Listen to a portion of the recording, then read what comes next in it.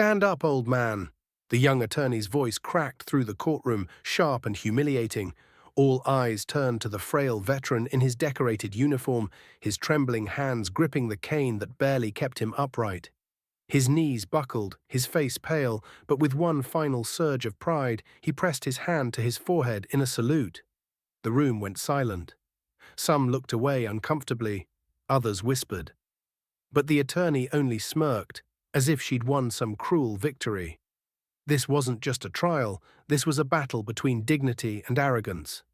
The veteran's name was Colonel James Whitford, a man who had once commanded battalions, led men through fire, and received medals that testified to sacrifices no civilian could ever truly understand.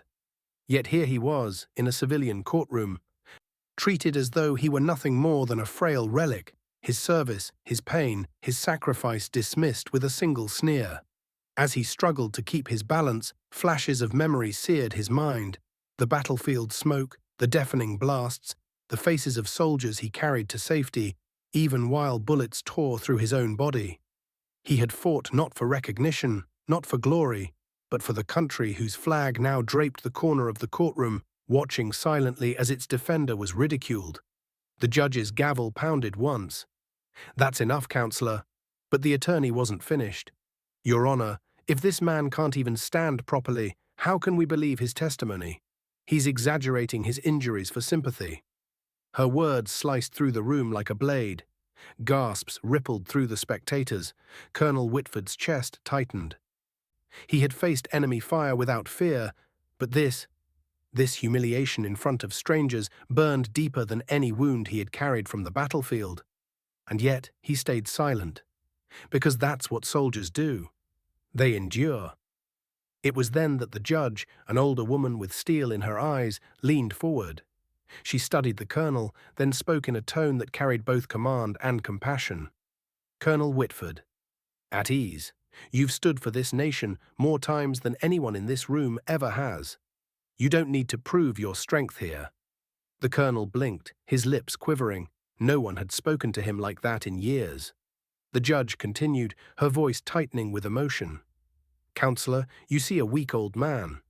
But what I see is a soldier who carried his brothers through fire. A man whose body may be broken, but whose spirit has never surrendered." The attorney's confidence faltered. She looked down, suddenly realizing the weight of her disrespect. And then came the judge's unusual request. She rose from her bench, something rarely done in such a solemn setting, and looked directly at the spectators, the jury, the attorneys. "Ladies and gentlemen, before we continue this case, I want everyone in this courtroom to do something. Stand. Stand for this man, because he has stood for all of us." The silence shattered as one by one, people rose from their seats. The jury stood, the spectators stood. Even the bailiff, stern and unmoving all day, stood tall with his hand over his heart. Only the young attorney hesitated until the judge's eyes locked on hers. Slowly, with shame coloring her face, she stood as well. Colonel Whitford could no longer hold back the tears. He had been saluted countless times in his service, but never like this. Not by civilians, not in a courtroom, not when he felt most forgotten. His shoulders shook, his weathered hand lowering from his salute as he whispered through tears, "Thank you, ma'am. Thank you all." The judge softened, her gavel resting quietly. "Colonel, your service speaks louder than any argument ever could. Today, we honor it." The courtroom was no longer a place of judgment. It had become a place of reverence. For years, Colonel Whitford had lived quietly, unseen, bearing the invisible scars of war. But in that moment, the world was reminded that heroes don't always wear capes. Sometimes they wear uniforms with faded medals, leaning on canes, carrying memories heavier than any man should bear.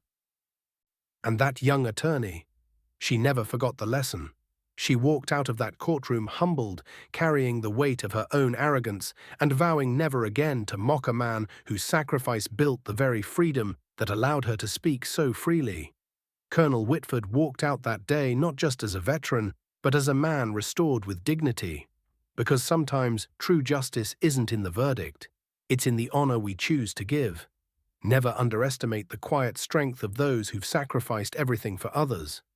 Respect isn't demanded, It's earned. And when it comes to those who've served, they've already paid the price in ways we'll never fully understand.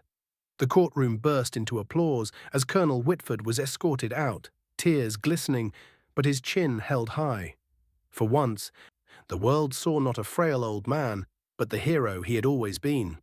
Before we end this story, let us know in the comments where you're watching from. We'd love to hear. If this story touched you, don't forget to like the video, subscribe to the channel, and let us know how you feel in the comments.